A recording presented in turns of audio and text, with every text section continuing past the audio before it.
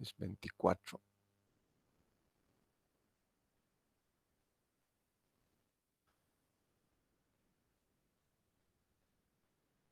Entonces, algo así como flujograma para la implementación.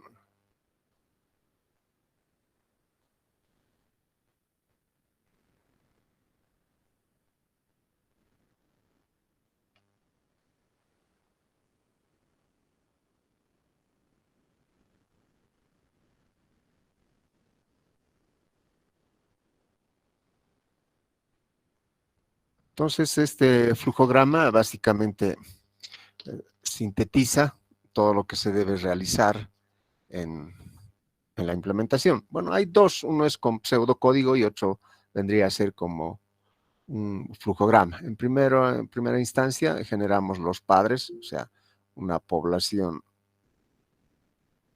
inicial generado de forma aleatoria.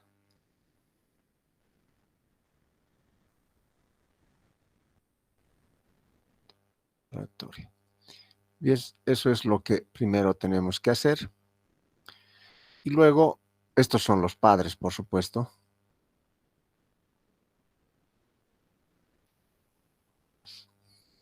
Luego, generamos descendientes.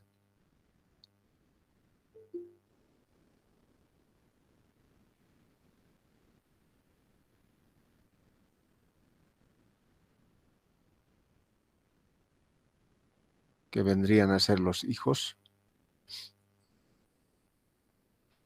Luego, seleccionamos. Seleccionar o selección de individuos.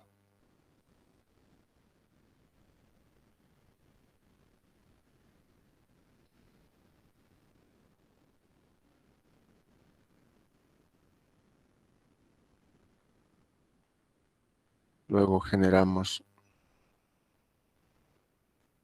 los nuevos padres con los mejores atributos.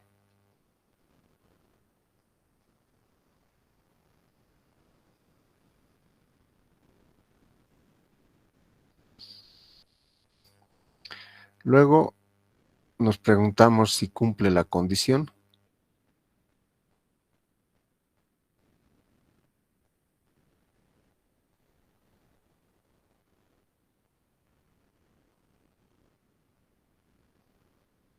Si dice que sí cumple, entonces solución final.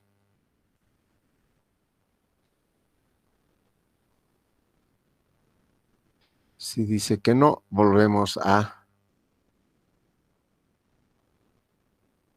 generar nuevos descendientes con los padres con mejores atributos que se han generado hasta acá. Y tiene que hacer ese loop de forma constante hasta encontrar la solución o, ya les he recomendado acá, introducir la condición de cantidad de iteraciones.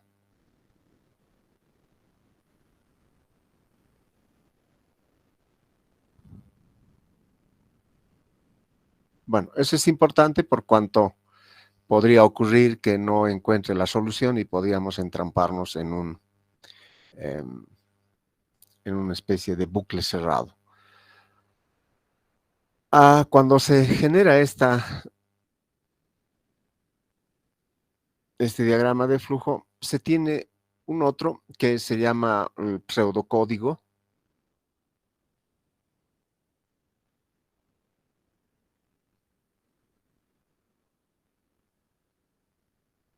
Que es otra forma de representar un diagrama de flujos o un programa, y a través del pseudocódigo se puede pasar directamente o a programar, ¿no es cierto?, dependiendo del lenguaje que se utilice. Entonces acá vamos a colocar este pseudocódigo. Bueno, acá. Al ser un algoritmo genético, un método sistemático,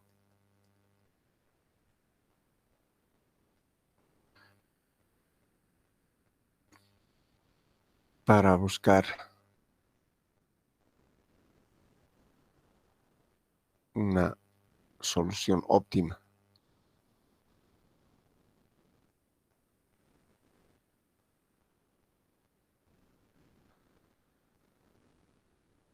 Se puede aplicar los mismos métodos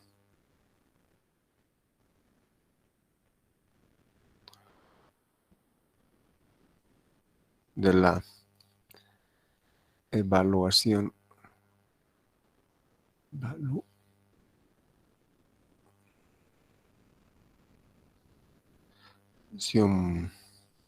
biológica.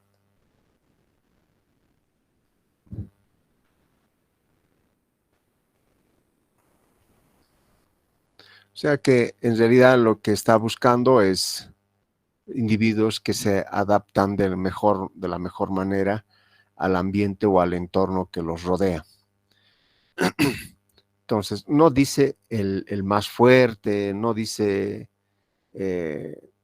digamos, el mejor, sino dice el que mejor se adapta.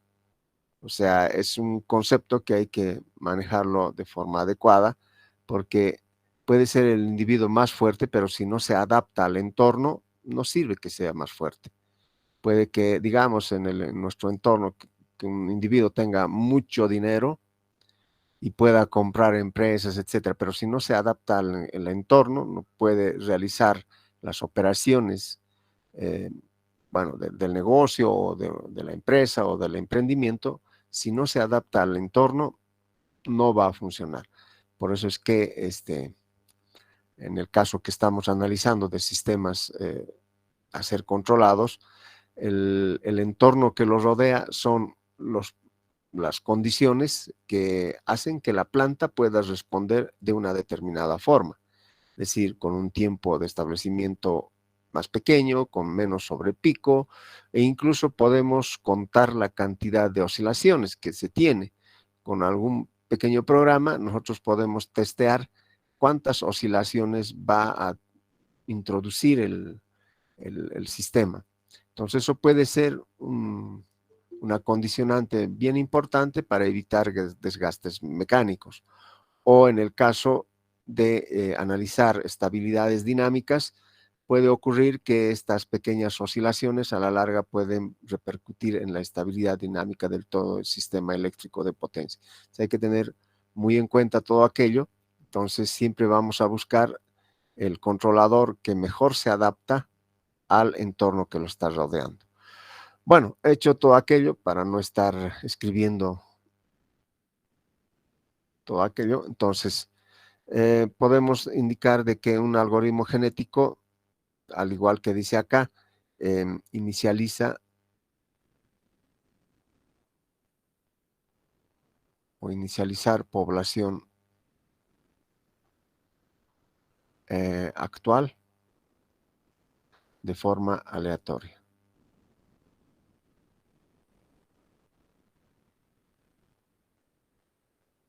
De forma aleatoria. Eso es importante. Te voy a expandir mi pizarra. Ya. Bueno, decía, es importante por cuanto ya les he explicado que necesitamos buscar todas las soluciones posibles, por lo cual debemos, es como arrojar un puñado de semillas y que vaya a caer en todo el campo. Pueden ser buenos, malos, uno puede caer encima de una piedra y nunca va a germinar, el otro puede caer en una tierra bastante fértil y puede germinar rápidamente, etcétera. No tenemos que buscar todas las condiciones necesarias. Una vez que hemos inicializado una población actual de forma aleatoria, ponemos acá mientras, es un while, por ejemplo, mientras no se cumple el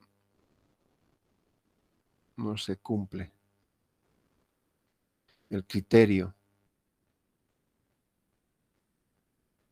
de terminación,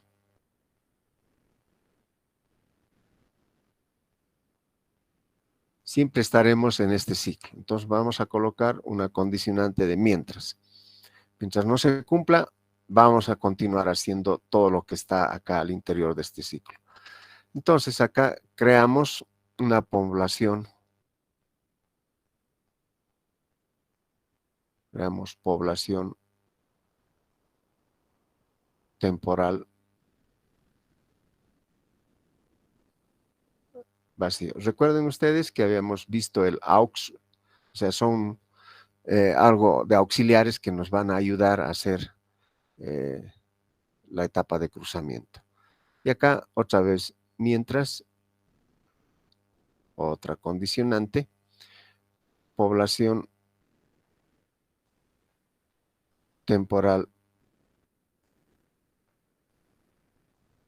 no llena. Acá vamos a poner seleccionar padres. Luego cruzar padres. Con probabilidad de cruzamiento.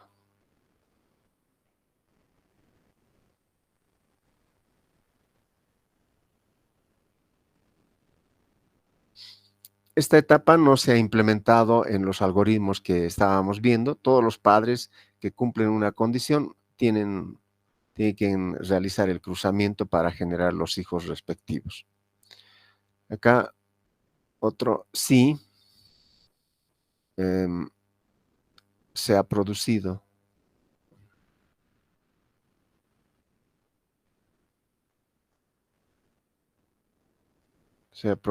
el cruce. Acá mutar uno de los descendientes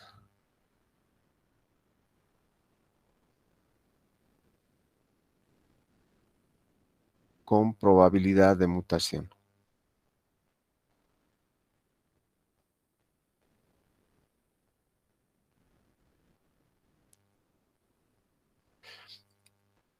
PM.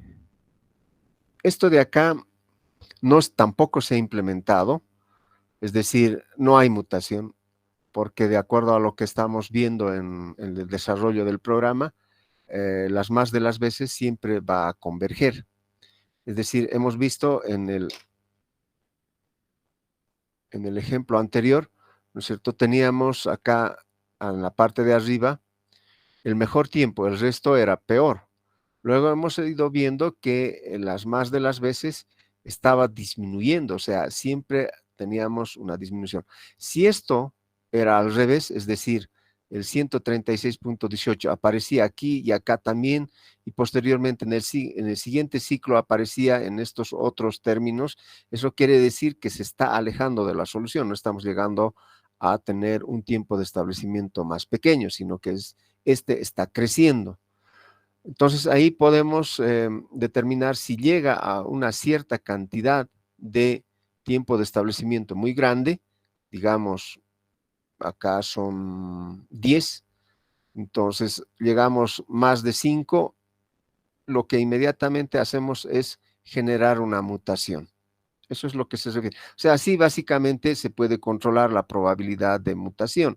Llegamos a un crecimiento del tiempo de establecimiento y no una reducción. Entonces, inmediatamente mutamos de forma aleatoria uno de los alelos de cualquier gen, ¿no? Puede ser de la parte proporcional, de la parte integrativa, de la parte derivativa, o si estamos hablando del conjunto difuso de la FAM, entonces cualquiera de los 49 cambiamos de forma aleatoria. Estamos trabajando de 1 a 7, entonces, digamos, agarramos uno de 5 y lo volteamos, lo volvemos 7, por decirlo. Y introducimos ese cromosoma al algoritmo nuevamente para que continúe con el proceso. Y así vamos buscando y generando la parte de mutación. Una vez que hemos generado esta mutación, si es que amerita aquello, y vuelvo a recalcar, en nuestro programa no está implementado esa parte de mutación, porque hemos visto que no era necesario, las más de las veces siempre convergía. Entonces, si diverge, hay que introducir esto. Entonces, una vez que hemos mutado, dice evaluar descendiente.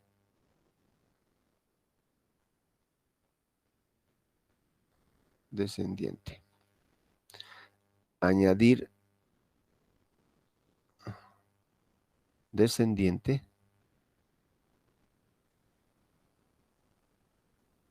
a la población temporal.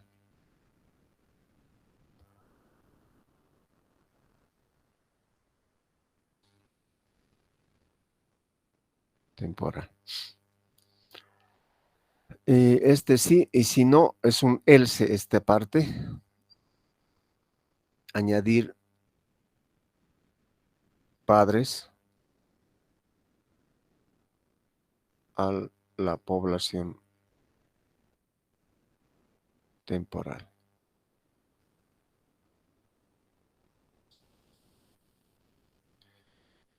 Fin sí. O sea, este sí, vamos a trabajar con este.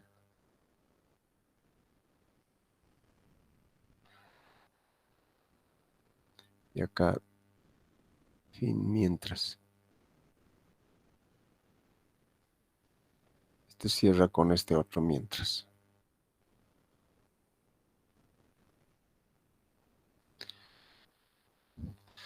Pues aumentar contador de generaciones. Aquí básicamente estamos controlando la cantidad de iteraciones que se da. Establecer como nueva población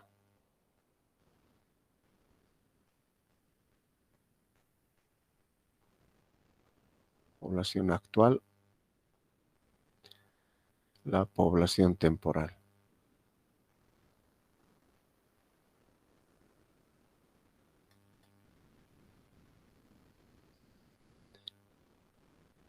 Y mientras.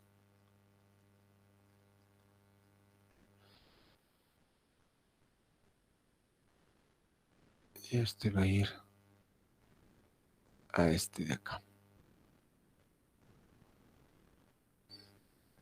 Vale. Entonces, ese es una especie de pseudocódigo que se realiza para poder implementar un algoritmo genético. Entonces, eso más o menos en forma de grosso manera, estamos enlazando todos estos bloques que habíamos disgregado de un programa. Creo que con eso, no sé si está un poquito más claro. De todas maneras, remitimos todos los detalles, aunque no hay mucho que bregar, no hay mucho que analizar, o salvo tal vez el cálculo de probabilidades, todo aquello, pero así de simple es el algoritmo genético. Como verán, no está trabajando con el número en sí, sino está trabajando con la posición. Fíjense, acá estamos trabajando con la posición, no con el número o con el valor de cada casilla, sino con cada posición simplemente estamos trabajando. Y de esa manera se puede hacer un algoritmo de optimización. Se han aplicado estos algoritmos genéticos para la ubicación óptima de capacitores en una red de distribución, de tal manera que se disminuya las pérdidas de todo el sistema, ¿no es cierto? También se pueden utilizar algoritmos genéticos para el despacho económico de carga, de tal manera que podamos decidir qué generadores van a turbinar para que las pérdidas no sean grandes, digamos, ¿no? Aunque por norma general toda la generación de paso entra en la generación de base. Y la parte térmica es lo que cubre el pico de la generación, o sea, pero es muy caro y sabemos que la generación pico siempre es caro. La de base siempre es económico y barato, y en aras de una optimización del recurso hídrico, lo que se hace es turbinar el 100% de esos generadores. Ahora, eso es un criterio más que todo de la conservación de la energía, o sea, de aprovechar el recurso hidráulico porque después llega y no se utiliza. Como son generadores de paso, no volvemos a utilizar. Entonces, lo que estamos haciendo es perder la energía reservada. Pero habría que preguntarse si ese criterio es válido con las pérdidas que se van a producir en la línea de transmisión. Entonces, habría que hacer un análisis un poquito más riguroso en este sentido de utilizar los generadores de paso como base. En algunos casos, tal vez habría que no turbinar y recomendar de alguna manera construir una especie de pequeñas represas. Si bien las obras civiles siempre son costosas, pero en este caso, estas pequeñas represas no son obras civiles de envergadura, por lo cual podrían de alguna manera compensar las pérdidas que se tienen. Hoy en día tenemos un gran problema en la parte del gas. Tenemos, ustedes ya saben, desde el sector eléctrico, más o menos un 70, un 75% de la generación es térmica a gas, y se había implementado de gran manera, o sea, hemos excedido la generación con respecto al consumo. Este era un criterio político de exportar la energía eléctrica. Pero eso de exportación suena muy bonito, pero a la hora de llegado el momento, esto no se ha materializado. Se puede debatir mucho al respecto y no se está vendiendo esta energía. Se han sobredimensionado algunas líneas de transmisión. Esto a la larga es el efecto Cobra, como se tiene, ¿no?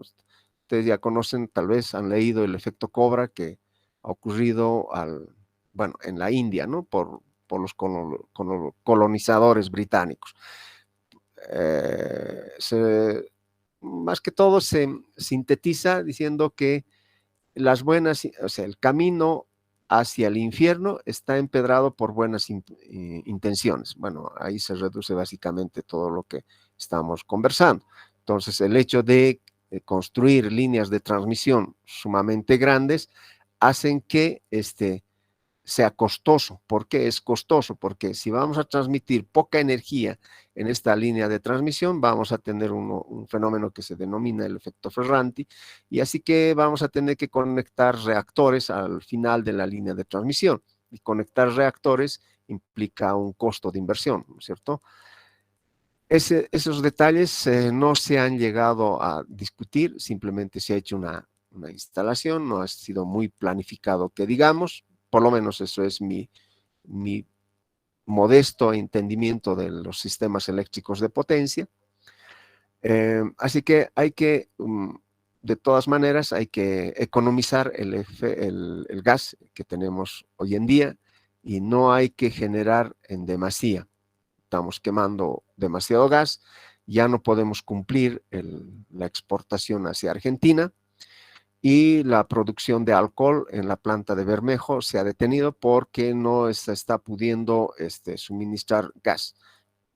Problemas en la extracción del gas. Dicen que ha habido un derrumbe en el pozo, por lo cual se ha tenido un pequeño problema, pequeño entre comillas, porque no es tan simple ese detalle, no es agarrar, escarbar y botar los escombros, porque está a mucha profundidad de la tierra. Entonces, lo que se tiene es un problema del suministro de gas. Entonces, hay que trabajar en la optimización de este recurso energético que se va a acabar en algún momento. Bueno, se puede aplicar en bastantes tópicos el algoritmo genético. Demora, sí, demora, pero haciendo un trabajo muy concienzudo en el programa, podemos llegar a una optimización adecuada, especialmente con aquellos sistemas que no se pueden plantear modelos matemáticos exactos. Muy bien, entonces con esto creo que podemos cerrar lo que se denomina el algoritmo genético. Es muy sucinto, lo sé.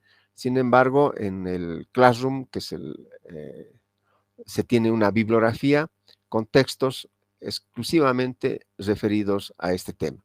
Entonces, aquel que quiere profundizar un poquito más sobre este tópico, sería interesante que se remita a esa literatura para poder eh, em, acrecentar sus conocimientos. No está de más saber un poquito más, una alternativa, una herramienta más de optimización. Bueno, terminado esto, vamos a continuar con el último capítulo que se refiere a redes neuronales. Creo que es no me acuerdo el capítulo, podemos ir a averiguar.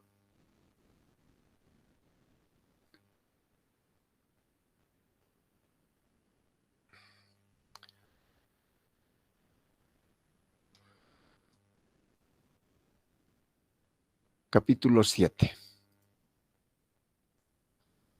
Entonces, acá tenemos capítulo 7, redes neuronales.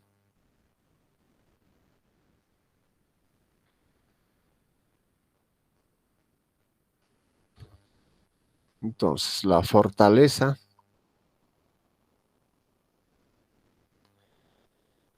de esta herramienta es una herramienta también matemática, es la identificación. Ya les había eh, conversado acerca de los conjuntos difusos, cuya fortaleza es el control, los algoritmos genéticos, cuya fortaleza es la optimización, y acá tenemos las redes neuronales, cuya fortaleza es la identificación.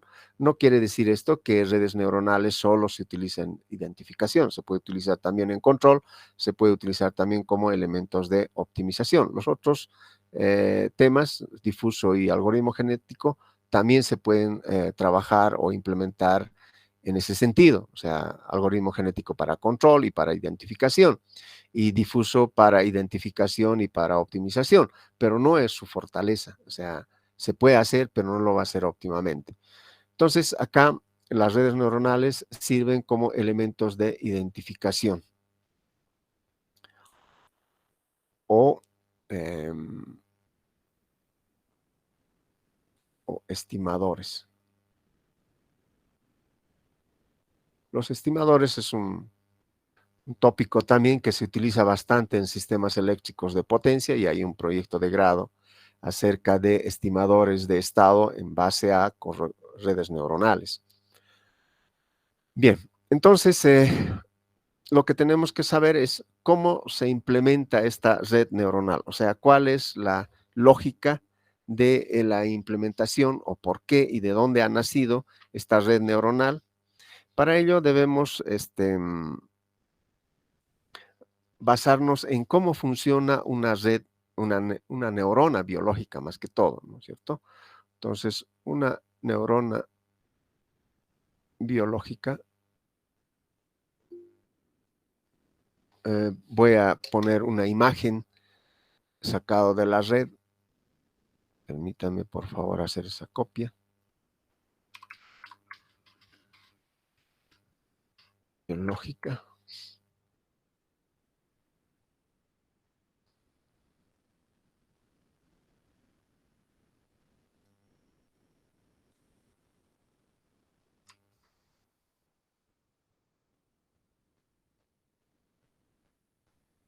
Ahí tenemos una neurona biológica.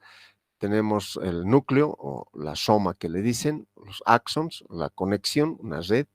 Y por acá están las dendritas, donde, perdón, acá, en estas partes, donde se puede conectar con otras neuronas.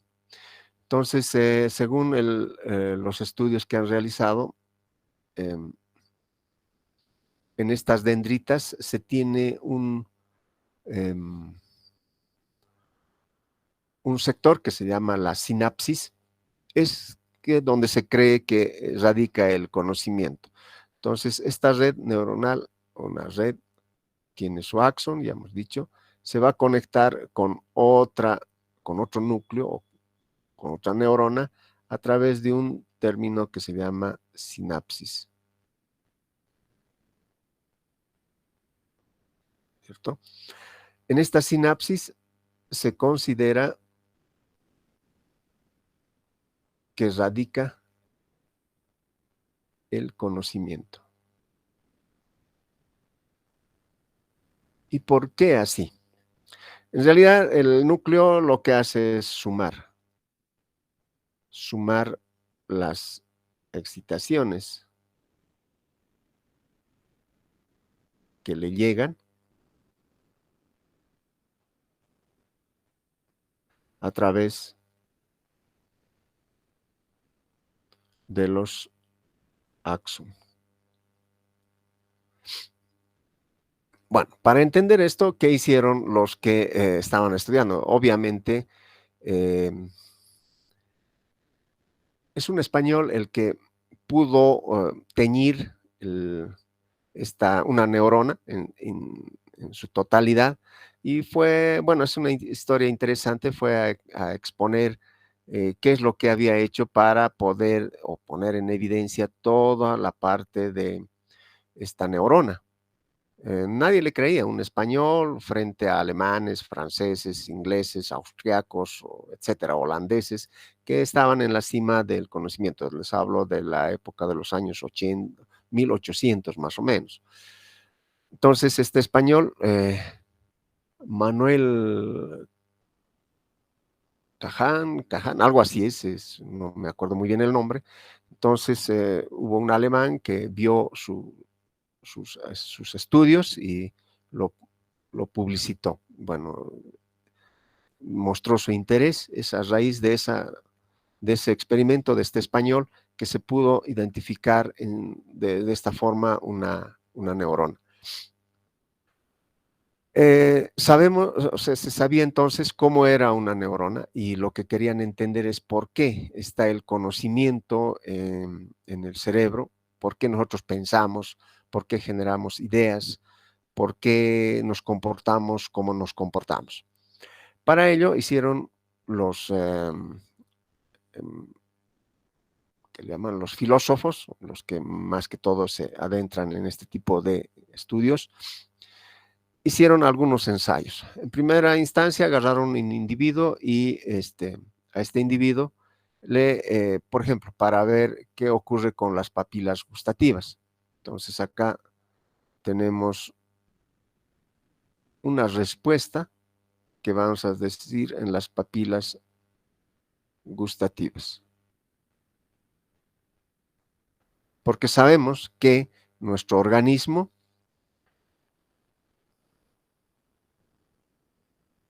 que está controlado por el cerebro, evidentemente, se supone que eso va a ser el microprocesador, por así decirlo, que es equivalente al cerebro. Le llegan mucha información. Esta información generalmente en el ser humano viene a través de, ¿qué le llaman esto? Los sentidos que son del oído, vista, olfato y tacto. Oído, vista, olfato, tacto y del gusto. Los 5 sentidos. Bueno, alguien dice que hay un sexto sentido, pero no está comprobado totalmente. Estos 5 sentidos son la entrada hacia el cerebro. O sea, la vista evidentemente está conectado a través del ojo hacia el cerebro. Lo propio, el oído, lo que olemos, etcétera, también va hacia el cerebro donde se va a procesar. Estas son entonces las entradas al cerebro. Ahora, ¿cuáles son las salidas del cerebro? Es decir, el cerebro recibe toda la información y algo hace con esa información. Los procesa, evidentemente, pero ¿cómo se manifiesta esa información que recibe? Lo va a hacer a través de los músculos.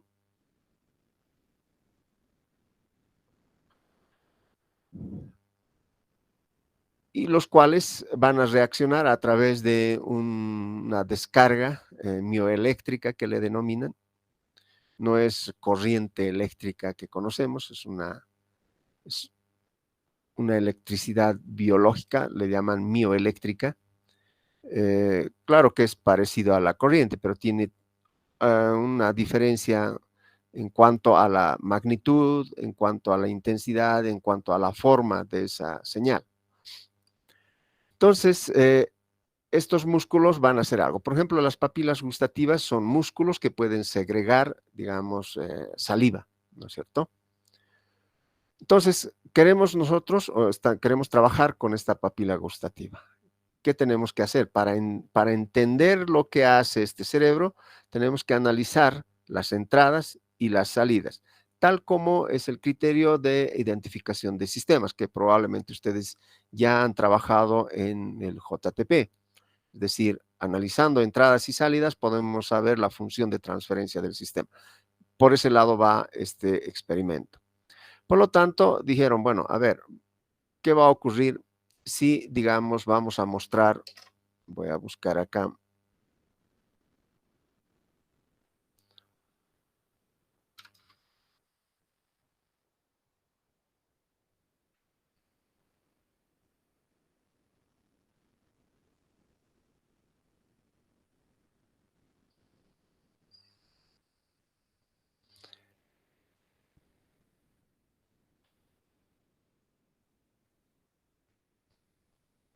bueno, le mostraron una imagen de esta naturaleza. A muchos un poco nos trae el sabor, el gusto, etcétera, ¿no? Aquí estamos introduciendo una señal a la vista. Entonces, permítame, por favor. Entonces, mediante la vista, yo voy a introducir esta información. Ya estamos trabajando con imágenes.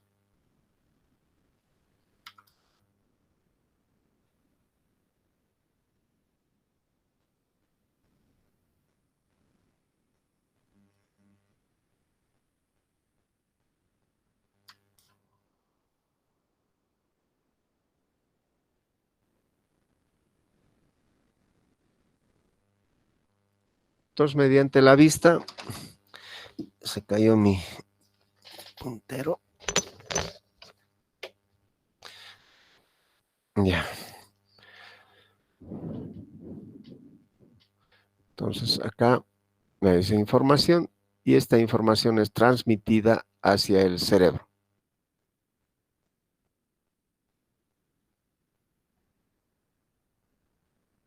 Hacia el cerebro. ¿Qué va a ocurrir? Mucho depende de las condiciones en el cual estamos haciendo el ensayo. También depende mucho del entrenamiento que ha tenido el cerebro, que posteriormente vamos a analizar. Entonces, digamos, no pasa nada acá en la papila gustativa. Simplemente es una foto de un plato para la mayoría delicioso. ¿Qué va a pasar si en lugar de simplemente mostrarles, les hablan?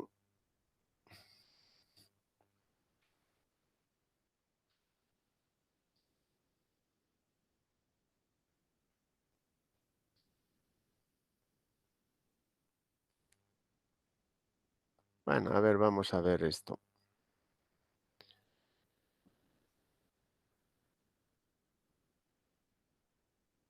Les van a hablar de la forma, en cómo es, de lo delicioso que es este, etcétera. Entonces acá vamos a aplicarle el, la descripción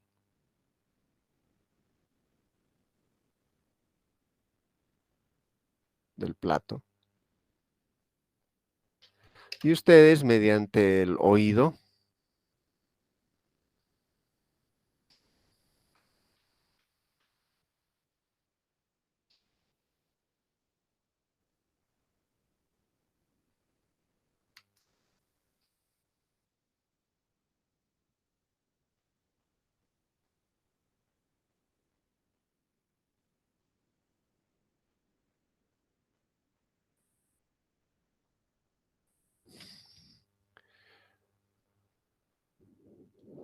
entonces esto también va a entrar acá. Bueno, entonces hemos añadido uno más, que es el oído. Luego, probablemente,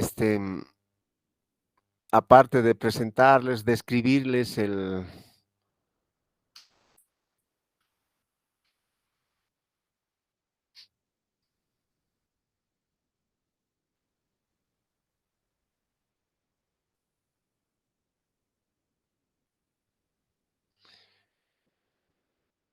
Ups.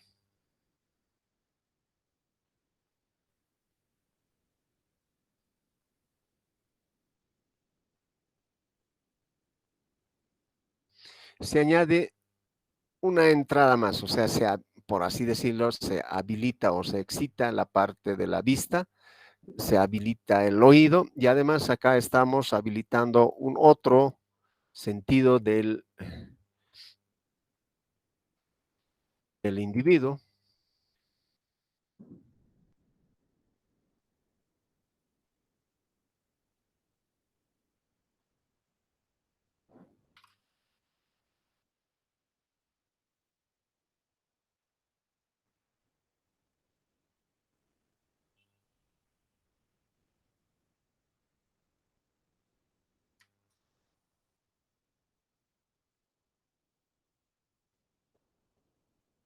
Y aquí añadimos el olfato,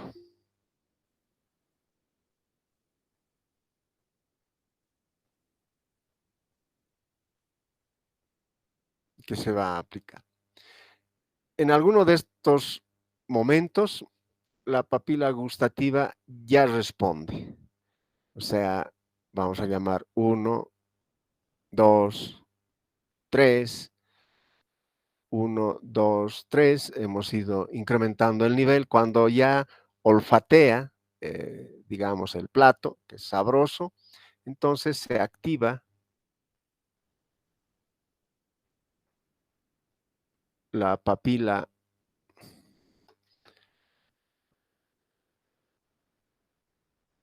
gustativa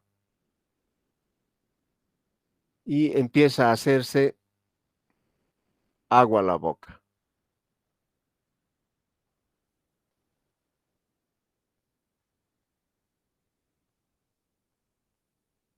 ¿De acuerdo? Eso ha llegado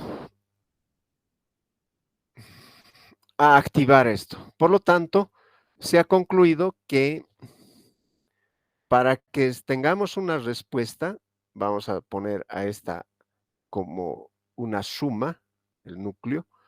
Para que se tenga una respuesta, necesitamos sumar muchos de estos. 1, 2, 3. En este caso estamos poniendo la vista, el oído y el olfato. Pero no todos tienen la misma intensidad. Tal vez al ver uno ya se le hace agua a la boca, entonces hay que darle un factor a cada entrada que lo vamos a llamar como peso sináptico. Un peso sináptico o sináptico.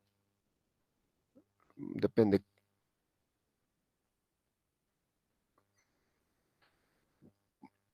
puede ser que estos sean la vista, el oído sean muy poquitos y el olfato tenga un valor grande. Por ejemplo, acá podemos poner 2, aquí tal vez mientras oigo va a ser 5, pero acá pongo 100. Entonces, eso inmediatamente va a activar. Ahora, ¿cómo se va a activar la papila gustativa? No inmediatamente se pone a babear, es decir, le va a tomar un tiempo, etcétera. Entonces, eso dependerá de una función. Aquí le llamamos una función de activación. Lo vamos a poner así, una F con un puntito al medio. Y esta es la respuesta. La excesiva salivación, por así decirlo, ¿no? Esta función de activación puede ser gradual, tal como esto, puede ser un salto como esto, o puede ser lineal. A este lineal a esta función, ¿no es cierto? Todos ellos son funciones de activación. A este de acá se le suele llamar tang sing, a este hard lim y a este pure line. Este Tansing, en las más de las veces se emplean para sistemas reales, porque no todos los sistemas son de tipo Puriline, o sea, no son lineales. No quiere decir que cuando les ven esto va a empezar a salir su saliva de forma torrente, no, se satura hasta un cierto punto. Entonces, generalmente para sistemas reales se suele utilizar el Tansing como función de activación. Ahora acá todo dependerá todo depende del entrenamiento. Es decir, para nosotros esto parece un plato sabroso, ¿no es cierto? Probablemente para algunos que nunca han probado, no es de su área, digamos, o sea, del área geográfica me refiero, ah, no lo consideran algo delicioso. Probablemente digamos, vegetarianos, etcétera, ¿no? Entonces, todo dependerá del entrenamiento. Entonces, acá podemos concluir que la respuesta depende del entrenamiento del individuo.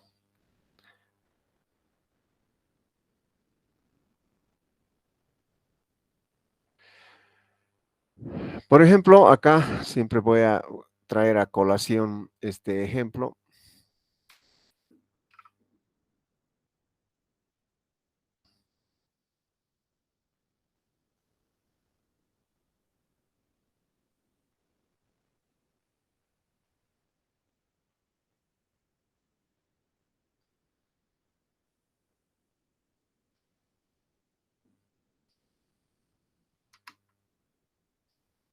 Muy grande la imagen.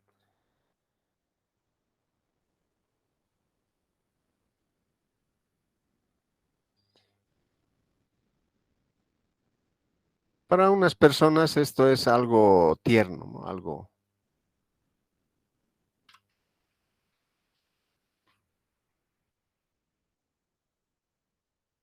Tal vez lo voy a reemplazar con esto.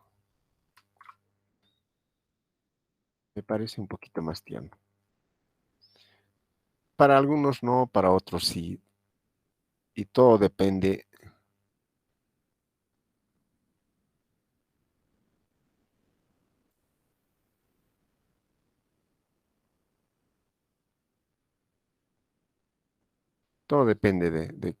de su cultura. Entonces,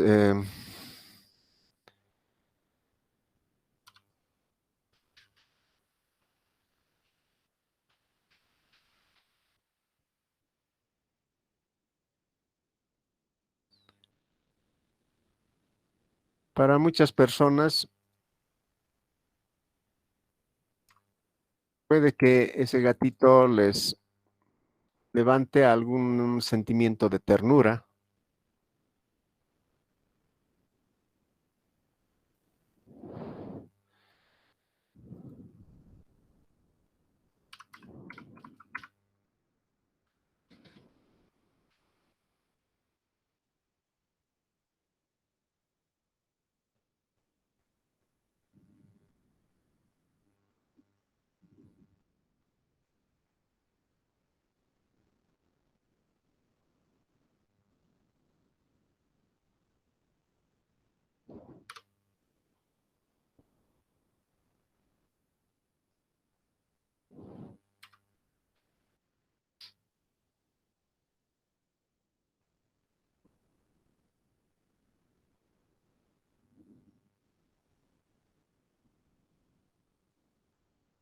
No voy a poner una imagen que lo encontré acá, pero me parece muy, muy horrible. Como les decía, todo es forma de entrenamiento. Acá, para un occidental, le lleva algo de ternura. En cambio, para el chino o asiático, esto es comida para ellos. Entonces, no lo ven como algo tierno, lo ven como comida. Nosotros no podemos ver como comida esto. Por más que nos lleven nos describan, nos muestren la fotito y podamos oler. No, no lo va a hacer, ¿no es cierto? En cambio, al chino sí puedes reaccionar de esta manera, va a ser un plato delicioso para él. Entonces, todo depende del entrenamiento. ¿Y dónde se va a manifestar ese entrenamiento? O sea, en este esquema que hemos dibujado, acá podemos decir, eh, acá está, la respuesta depende del entrenamiento. Entonces, para buscar dónde se materializa el comportamiento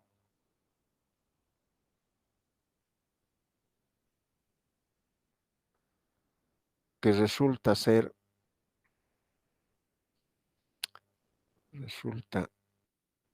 producto del entrenamiento o condicionamiento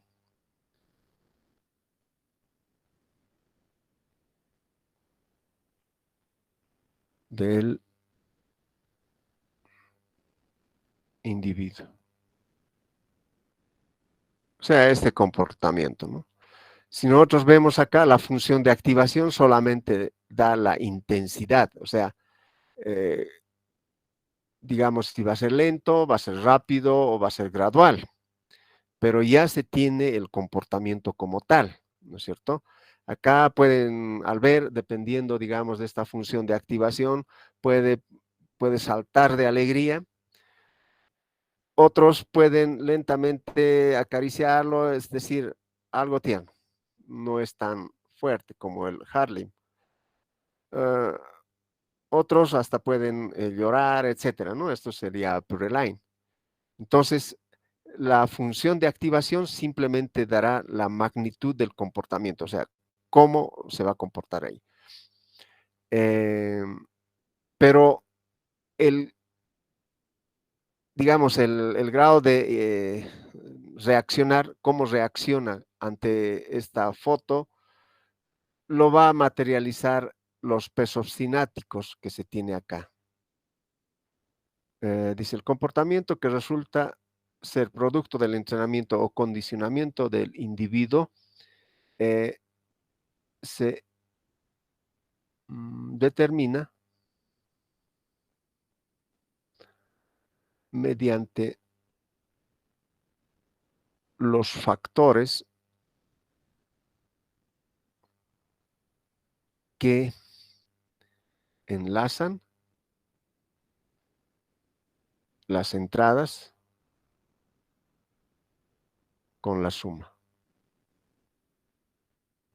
O sea, W, que es equivalente a un peso sináptico. Probablemente esto sea 0,00. Entonces, por más que le digamos que nunca ha visto un gato o le es indiferente, entonces no ve nada. Es decir, como cualquier objeto o ser viviente que pasa por ahí y no le repercute nada. Entonces, es aquí donde condicionamos o donde se materializa el comportamiento de la persona, la actitud que presenta a una entrada. Por lo tanto, podemos, bajo ese principio, o sea, no es por supuesto así a ciencia cierta, biológicamente es lo que está ocurriendo, sino es una interpretación muy superficial del comportamiento del cerebro. Por lo tanto, es lo que se dice, tenemos entradas, que vamos a poner acá, un vector de entradas,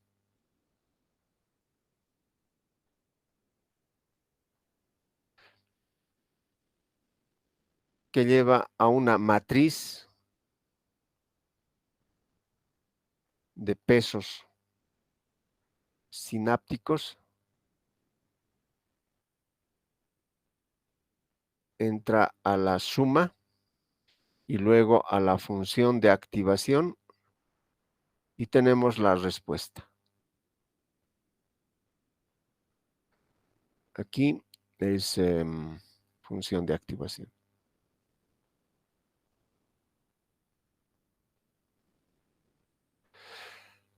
Ahora aquí falta algo más. Es decir, imagínense ustedes que les muestran una fotito de... Bueno, es como imaginarnos irnos a un restaurante donde hay imágenes de los platos que sirven, el menú que tienen, y están los precios ahí. Entonces ustedes ven esto, les parece atrayente, ingresan al restaurante y hacen la pregunta del determinado plato. Les dicen cómo está servido, qué cosas contiene, etcétera, ¿no? Bueno, se les abre el apetito y cuando les trae el plato humeante, ustedes olfatean y eso hace que básicamente empiecen a hacerse agua a la boca. Pero, ¿qué pasaría si en ese momento explota algo? No diremos cerca de ustedes, pero por ahí, digamos, hay una explosión. Todo se cohíbe, es decir, todo es como si se desapareciera y ustedes tienden a escapar. No se ponen a degustar el plato mientras hay una hecatombe allá afuera. Entonces, ¿cómo modelamos ese efecto acá? Para eso vamos a colocar acá una entrada adicional, que también es una entrada, que lo vamos a llamar bias. Bueno, así lo llaman los filósofos. Bias es una entrada de inhibición.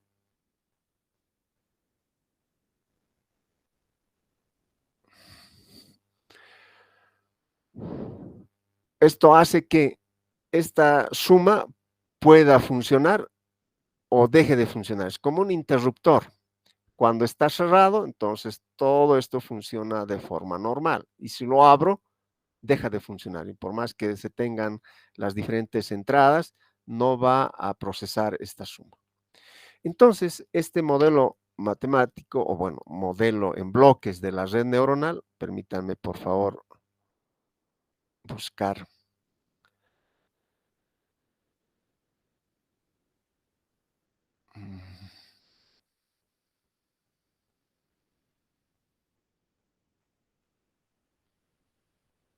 Hay un texto, Neural Network Toolbox, es una caja de herramientas de redes neuronales que tienen para MATLAB. Entonces pueden recurrir a ello. En este momento yo voy a sacar simplemente para las imágenes.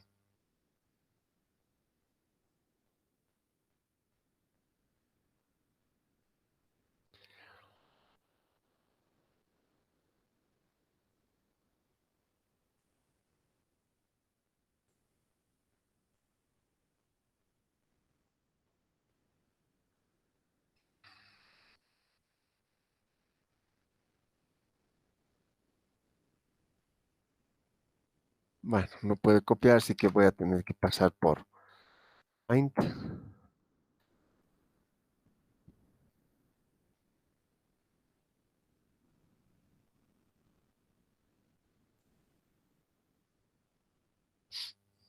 Entonces acá les presento lo que estábamos conversando. Está expresado en este modelo en bloques, donde tenemos el vector de entradas acá, los pesos sinápticos, la neurona como tal, que es sumadora, y tenemos acá el bias, que cuando está con un 1 habilita, y podemos decir que con un 0 deshabilita todo aquello. Esta señal entra a la función de activación y posteriormente tenemos la respuesta. Entonces, el modelo que hemos construido en base a este pequeño experimento, se manifiesta de esta manera. Ahora bien, esto es una neurona. Las funciones de activación las podemos, por favor, vamos a sacar.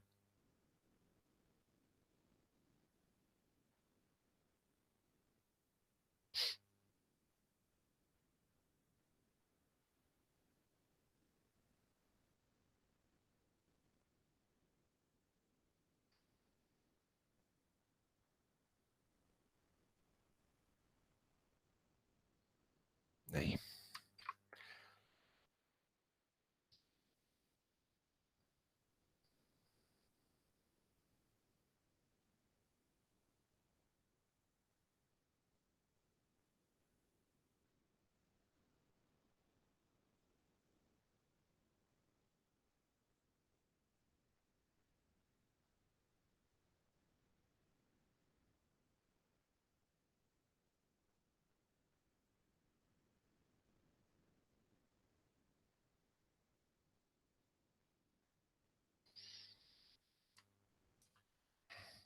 Ahí tenemos la función de activación hard-limb.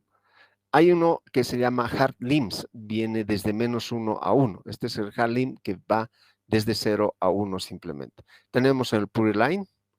Enseguida saco el log-sig y tang-sig, que el log-sig pondremos.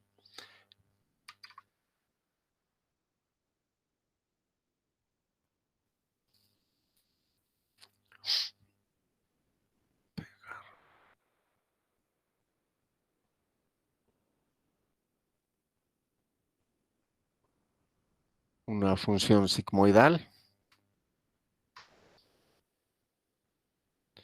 Notarán que hay una diferencia con el tang-sig, porque el tang-sig viene desde -1 hasta 1.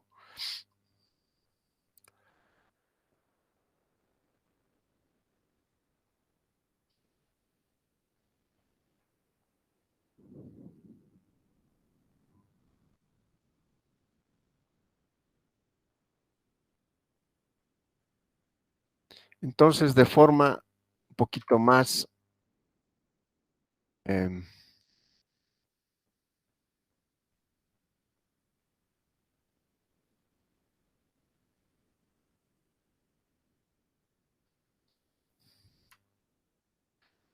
más estructurado, vendría a ser una representación de la red neuronal de esta manera. El vector de entradas, la matriz de pesos sinápticos, la función de habilitación o vías, la función de activación y la respuesta. Y aquí tenemos la suma. Básicamente este viene a ser la representación de una neurona.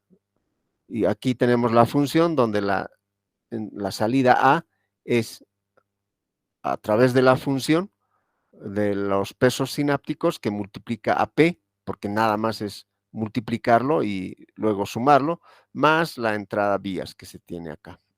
Entonces, en una red neuronal no hay que hacer ecuaciones diferenciales ni nada por el estilo. Lo único que hace es entra, se multiplica, todas las entradas se ponderan de acuerdo a los pesos sinápticos, luego se suman y se aplica una función. O sea, entraría por acá, digamos.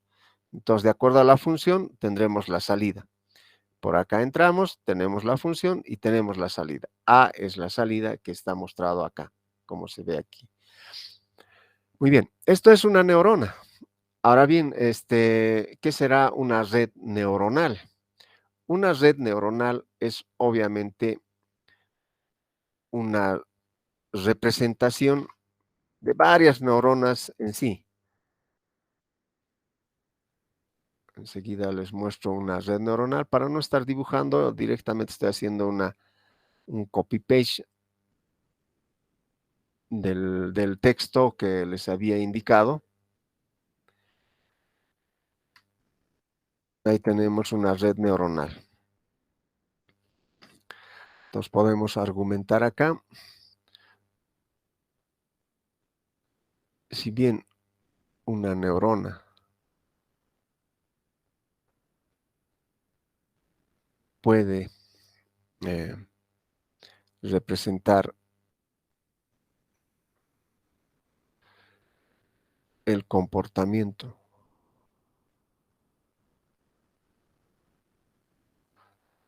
de un individuo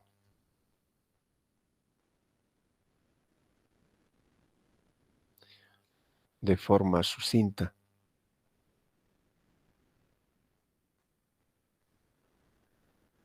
En la realidad se tiene varias capas y varias neuronas por capa, como se muestra en el gráfico. Entonces acá, en este caso, tenemos 1, 2, 3, podemos identificar, pero que hay puntos suspensivos que quiere decir que hay mayor cantidad de neuronas acá. Entonces acá podemos poner M neuronas, acá no sé, bueno, M1 neuronas, M2 neuronas, M3 neuronas. Esto es capa 1, capa 2, capa 3. Aquí cantidad de neuronas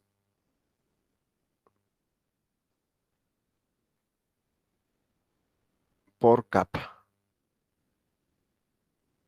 Esta es una capa 1, capa 2, capa 3.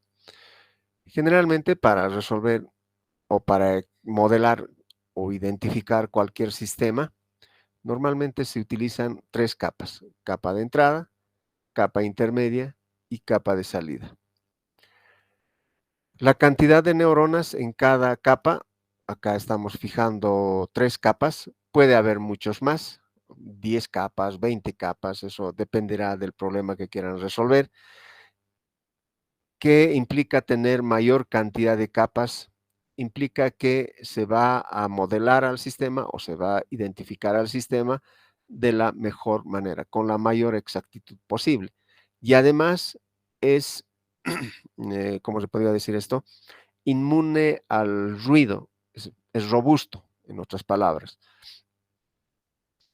Cuanto más capas se tiene y más neuronas por capa, tendríamos que tener un sistema bastante robusto y muy exacto. En contraposición, este tipo de redes neuronales son muy lentos a la hora de operación, de operar o de calcular o de procesar cualquier problema que se está modelando con esta red neuronal. Así que como no hay ningún parámetro, no hay una ecuación que nos permita calcular la cantidad de capas y la cantidad de neuronas por capa que se tiene. Lo único que radica acá es algunos criterios y recomendaciones. Entonces eso podemos escribir como se encuentra en el gráfico.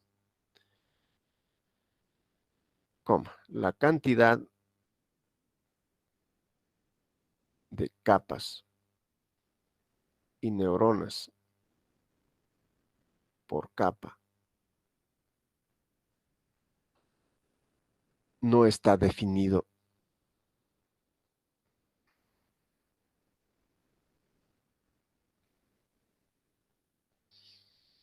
No está definido. Sin embargo,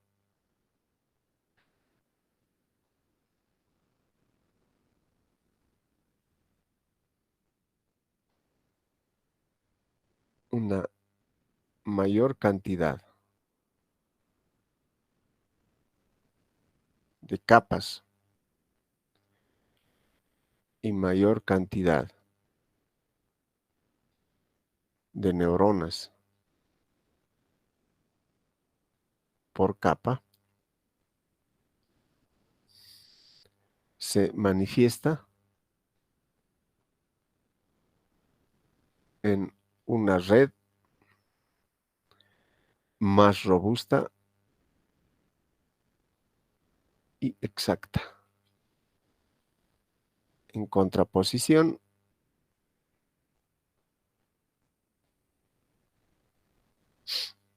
la red se torna lenta.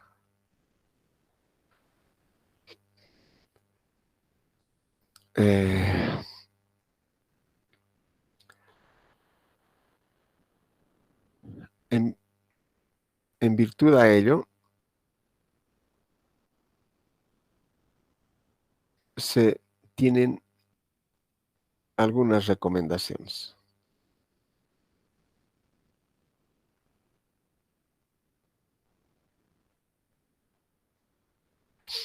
Tampoco se tiene ninguna información qué tipo de función de activación se van a utilizar. No hay ninguna ecuación matemática que nos diga que para este caso utilicen esta función de activación producto de este cálculo. No hay de eso. Así que estamos en un conocimiento donde todo es empírico hasta el momento, ¿no es cierto? Algunas recomendaciones, tales como utilizar 3 capas como mínimo.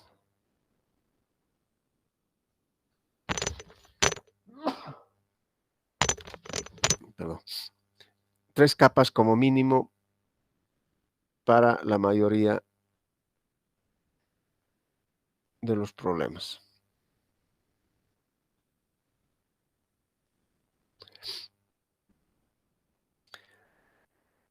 La cantidad de neuronas en la capa de salida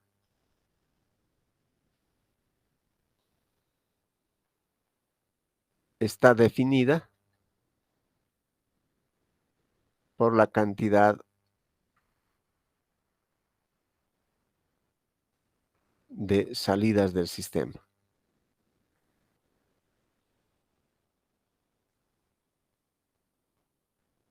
Si digamos tengo un motor, la salida de este motor es la velocidad, es una sola variable. Por lo tanto, si yo quiero modelar este motor eléctrico, cuya entrada puede ser la tensión, ¿no es cierto? Entonces tendría que tener una neurona en la última capa, que estaría modelando a la salida de la velocidad, ¿no es cierto? Entonces solamente habría una neurona, el resto no se coloca. Si quiero controlar un generador, la respuesta o la salida de este generador lo puedo tomar con solamente 2 variables en la parte más simple, que vendría a ser la tensión y la frecuencia.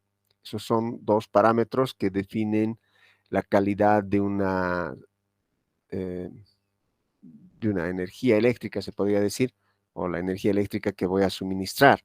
O sea, se controlan siempre la tensión y la frecuencia. Así que tengo 2 variables de salida que tengo que tomar en cuenta. Eso implica que cuando yo voy a hacer un modelamiento a través de redes neuronales, voy a disponer en la última capa, se refiere a esta parte, de 2 neuronas simplemente, ¿no es cierto? Uno representará la tensión y el otro representará a la frecuencia. Si queremos modelar los estados de un sistema eléctrico de potencia, un estado de un sistema eléctrico de potencia es la tensión y el ángulo de esa tensión. Entonces, por cada nodo que se tiene, si estoy hablando de una red, bueno, de un sistema eléctrico de potencia mostrado a través de nodos, digamos, estos son los nodos. Hay una línea de transmisión acá, acá, y probablemente esto nada así. Tenemos generador acá, y por acá tenemos otro generador. También puede haber una carga por allá. Este es íntegramente una carga. Lo propio este de acá va a ser una carga. Este es enteramente de generación. Cada uno de estos nodos se presentará un estado del sistema eléctrico de potencia. Tenemos un estado 1, un estado 2, perdón, un nodo 1, un nodo 2, nodo 1, nodo 2, nodo 3, nodo 4. El estado de estos nodos estaría representado por la tensión 1, delta 1, tensión 2, delta 2, tensión 3, delta 3, tensión 4, delta 4. Por lo cual, si yo quiero modelar y encontrar el comportamiento de este sistema eléctrico de potencia y modelarlo con una red neuronal, tendré que plantear que la respuesta de este sistema como tal, ¿no es cierto?, va a ser B1, delta 1, B2, delta 2, B3, delta 3 y B4, delta 4. ¿Cuántas neuronas tendrá que tener esta red neuronal? Tendría que ser 1, 2, 3, 4, 5, 6, 7 y 8. Entonces voy a colocar 8 neuronas a la salida de esta red neuronal, ¿de acuerdo? Pues todo depende de la cantidad de salidas o respuestas que tengan el sistema que estamos queriendo modelar con una red neuronal. Tengan presente que esta red neuronal que estamos mostrando acá va a ser o va a absorber el comportamiento de todo este sistema eléctrico de potencia. Así que no necesitamos una ecuación acá, ecuación diferenciales, etcétera, las matrices, nada de eso. Todo el comportamiento de este sistema eléctrico de potencia está plasmado en los pesos cináticos y en la arquitectura de la red neuronal. Entonces, la salida estaría en este caso de 8. ¿Y cuántos serán las neuronas intermedias? Aquí ya entra un poquito a la experiencia. No es, digamos, algo que diga que como la cantidad de neuronas en la capa final está definido por la cantidad de salidas del sistema, entonces en los intermedios será un tercio de acá, esto será 5 veces este otro, no hay nada de eso. Lo que sí estamos seguros es que cuanto más neuronas en la capa intermedia, como así en la capa de entrada, más robusta será. Y cuanto menos, menos robusto va a ser. ¿Qué significa eso? El ser más robusto es más tolerante a la falla. Sabemos que estas líneas de transmisión van a ir cambiando sus parámetros. No será fuertemente, pero sí lo harán. Digamos que es una línea de transmisión donde tenemos una resistencia y una reactancia inductiva y tenemos el efecto capacitivo. Si estamos en invierno y en la madrugada, los cables van a tensarse mucho más por efecto del frío que se tiene. Eso hace que la catenaria va a reducirse, por lo tanto, el efecto capacitivo va a disminuir. Y si estamos en un tiempo de verano, un día bastante caluroso, muy soleado fuertemente, a mediodía, eso hace que los cables eh, van a elongarse más, eso hace que la catenaria se va a incrementar, haciendo que la distancia entre el cable y la tierra disminuya, incrementando el efecto capacitivo. También la resistencia se va a incrementar. Entonces, los parámetros de las líneas no será fuertemente, pero de a centavitos se hacen millones. Eso significa que por cada kilómetro pequeñas variaciones van a ir sumándose. Entonces, el parámetro de la línea de transmisión que se tiene acá, si bien podemos modelarlo con un número o un valor, esto va a ir cambiando a medida que funcione o que esté trabajando el sistema. Todos esos efectos están siendo modelados por esta red neuronal, cosa que no lo podemos hacer con un sistema determinístico en el caso de representar por una resistencia y una reactancia, ¿no es cierto? Que es fijo. Ustedes lo han debido ver en sistemas eléctricos de potencia, esos valores les dan y es fijo, no se cambia, pero en la realidad cambia. Y ese cambio está siendo modelado por toda esta red neuronal. Entonces, cuanto más neuronas ponemos, más se adapta a la realidad, pero en contraposición es más lento. Bien, eso es con respecto a la arquitectura. Entonces, la arquitectura de la red neuronal está definida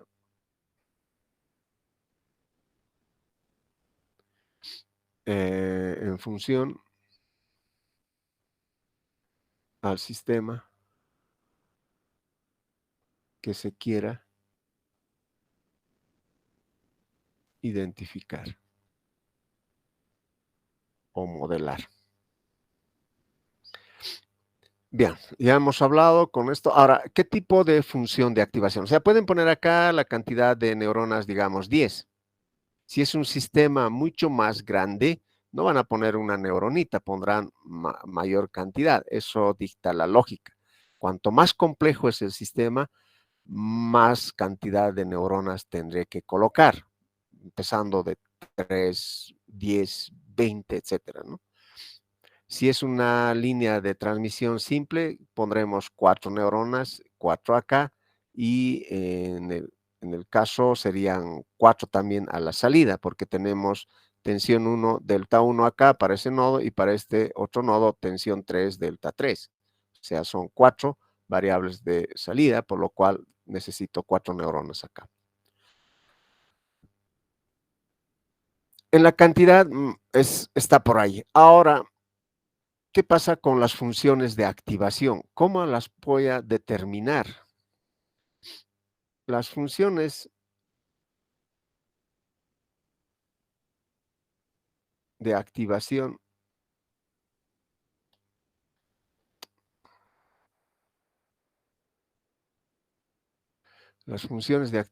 están definidas por la naturaleza del sistema, que generalmente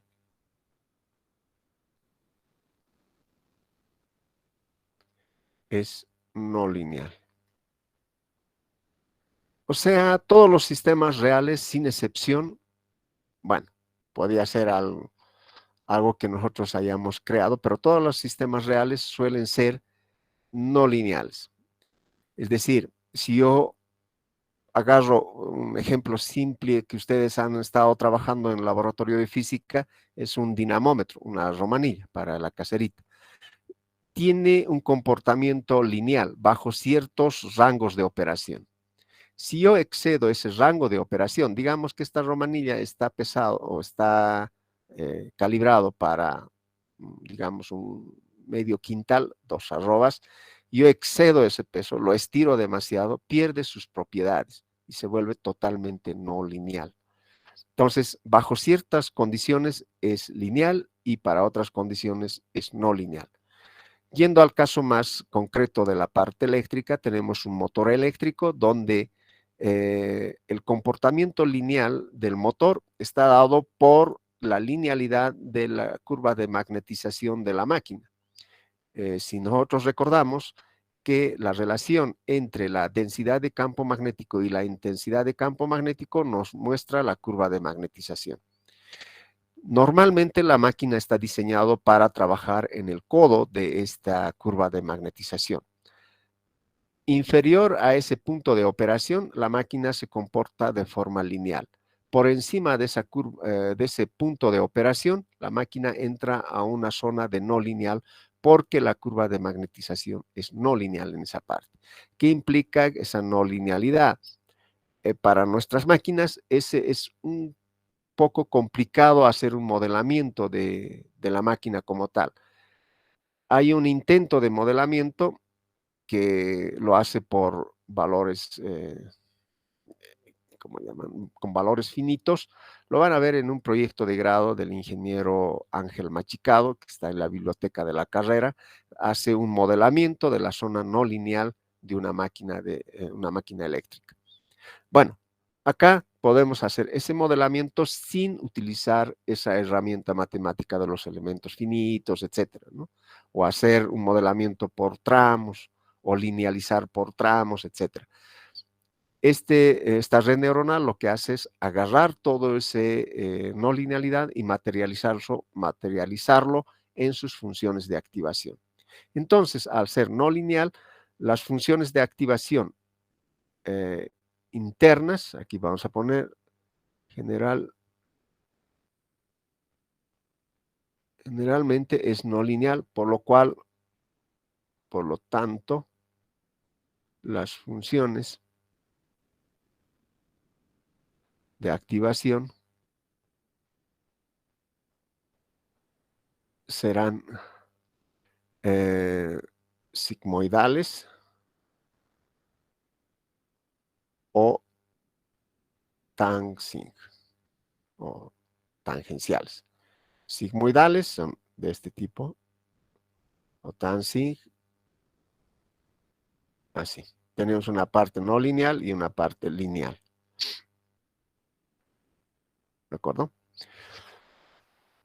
Sin embargo, en la etapa de salida, acá, estas funciones de activación, por el hecho de que necesitamos tener una función continua, lo vamos a colocar una función puriline, porque la parte no lineal ya está internamente considerado. Ahora, si estas salidas son de tipo on-off, por ejemplo, activación de electroválvulas o pistones, las electroválvulas, por ejemplo, es abierto o cerrado. O sea, no tenemos que estar trabajando con funciones puriline, ¿no es cierto? En este caso de un estimador de estado, sí vamos a tener que trabajar con puriline allá, pero en electroválvulas serán hard limb. Si estamos tratando de identificar un rostro a través de píxeles, los píxeles los podemos considerar todo o nada, es decir, hay un píxel activado porque hay un objeto allá o no hay un objeto allá. Entonces, para ese caso, tampoco vamos a utilizar un puriline, vamos a tener que utilizar un hard limbs, ¿de acuerdo? Entonces, dependerá del tipo de trabajo o de modelamiento que se esté realizando para la etapa de salida o para la función de activación a la salida de la red neuronal. Entonces, en la capa de salida,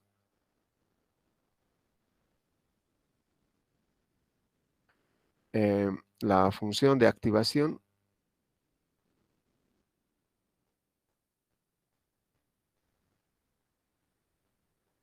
está determinada por la naturaleza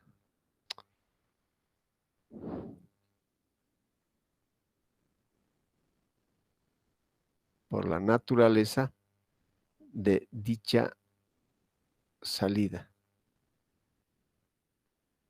que puede ser lineal, la mayoría de los casos,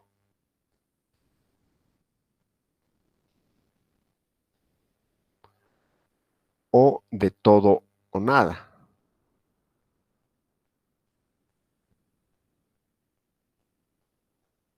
Aquí pondré electroválvulas.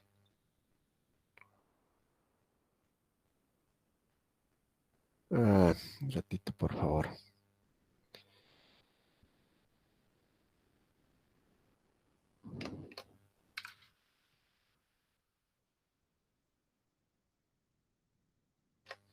Aquí estoy cometiendo.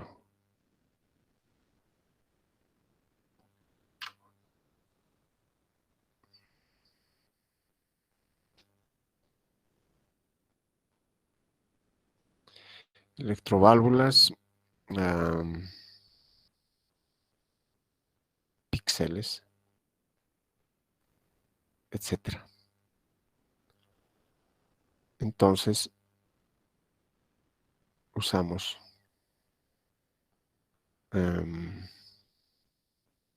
hard limb o hard limbs.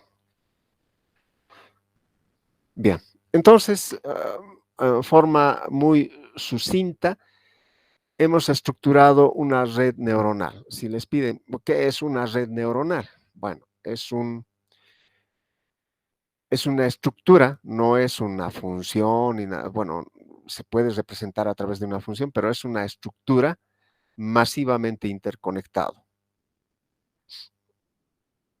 Y obviamente acá, fíjense, A3 estaría la respuesta de esta capa, función de F3, las funciones de activación, y va siempre hacia atrás. O sea, esto, si vamos a colocar el A2 acá y luego el A1 acá, vamos a tener una función de esta naturaleza. O sea, y si más aún todavía, en los B dobles, 3-2, 2-1 y 1-1, son matrices. Por lo tanto, esto es una ecuación tremendamente grande, la cual está escrito de forma más pequeña de esta forma. Bueno, esperemos que esta introducción a las redes neuronales no se haya eh, complicado. Sin embargo, la siguiente clase vamos a hacer un poquito más de matemática. Luego ver cómo vamos a entrenar esta red neuronal, porque estas redes neuronales, para poder determinar los pesos sinápticos, hasta acá simplemente hemos dado los consejos necesarios para la arquitectura, o sea, cómo se va a armar una red neuronal. También hemos dado algunos consejos, qué tipo de funciones de activación debe haber en cada capa, la cantidad de neuronas, que en la capa de salida está definido, en las capas intermedias no es tanto, pero se recomienda incrementar acorde a la complejidad del sistema que se está modelando. Donde no hemos hablado son de los pesos sinápticos. Esos pesos sinápticos, ¿cómo los vamos a calcular? Para ello se necesita un algoritmo de entrenamiento porque esos pesos sinápticos determinan el comportamiento en sí de la persona o de la red neuronal. Entonces, eso lo vamos a hacer en la siguiente clase y siempre va a ir una propagación hacia atrás, ¿no es cierto? Calculamos el error, lo cargamos al siguiente, calculamos el error, lo cargamos al siguiente, tratamos de minimizar ese error, calculamos nuevamente los pesos sinápticos y otra vez hacemos esa iteración. MATLAB lo hace rápidamente. Vamos a hacer una representación como programamos en MATLAB rápidamente y dónde lo vamos a utilizar. Vamos a ver algo bien simple, identificando letras, donde alguna letra lo vamos a contaminar con errores, es decir, los vamos a ir borrando algunos segmentos de esa letra. La red neuronal tiene que todavía identificarlo. Es como que cuando ustedes conocen bastante a un amigo, ¿no es cierto? Lo conocen tan bien que lo pueden reconocer incluso después de haber sido golpeados totalmente, con la cara hinchada, etcétera, aún lo pueden reconocer. Pero si a una persona lo han visto una o dos veces y lo ven un poco maltrecho, o tal vez después de haber salido de una fiesta eh, eh, muy sonado, entonces aún dicen, ¿será esa persona? Y lo dudan, ¿no es cierto? Todo depende del entrenamiento entonces. Eso lo vamos a ver en la siguiente clase. Si tuvieran alguna duda o consulta acerca de este desarrollo, por favor, háganlo mientras yo voy a ir grabando esta sesión.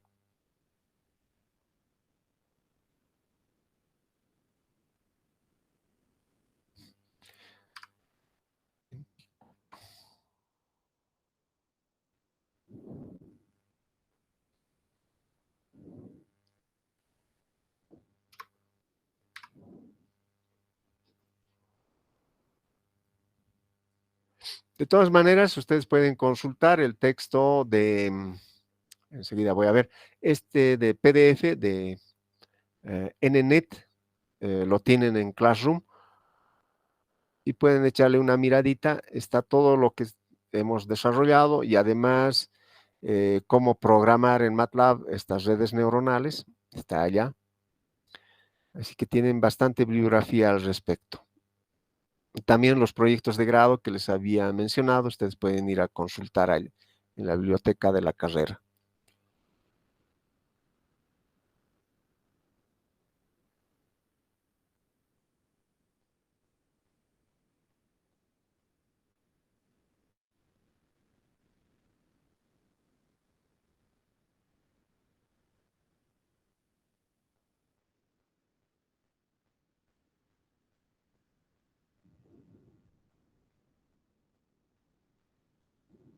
Ya está, lo tienen en WhatsApp, esta pizarra, y veremos qué bibliografías tienen. en Classroom.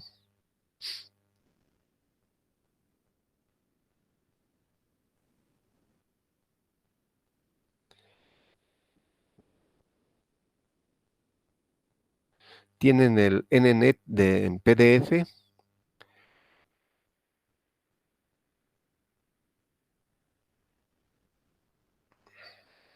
Bueno, básicamente eso es lo que tienen.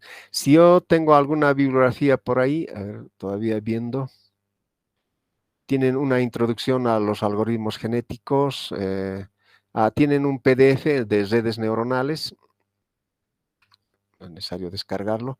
Tienen un texto de inteligencia artificial con redes neuronales, todo un texto. Y creo que con eso es más que suficiente. Tienen como 3 libros para consultar sobre redes neuronales. Y si ustedes colocan redes neuronales en la red, les va a salir más de 1 tonelada de información. Pero lo que queremos hacer, vuelvo a repetir, es simplemente dar una guía muy manejable que nos pueda ayudar para implementar. Y si queremos profundizar mucho más todavía, ahí está la bibliografía para profundizar. Bueno, ¿no tiene ninguna consulta o duda? Perfecto. Entonces nos veríamos la siguiente clase. No olviden que el día miércoles creo